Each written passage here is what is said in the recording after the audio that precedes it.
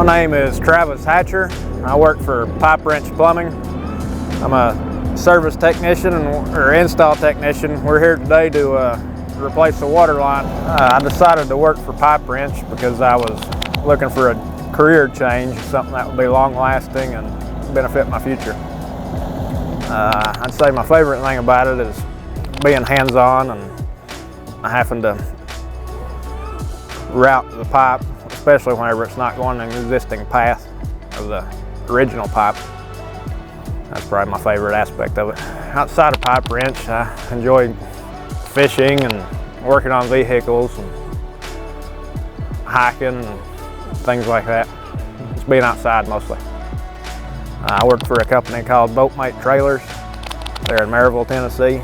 They build custom boat trailers for all the leading manufacturers. I was what was called a process specialist.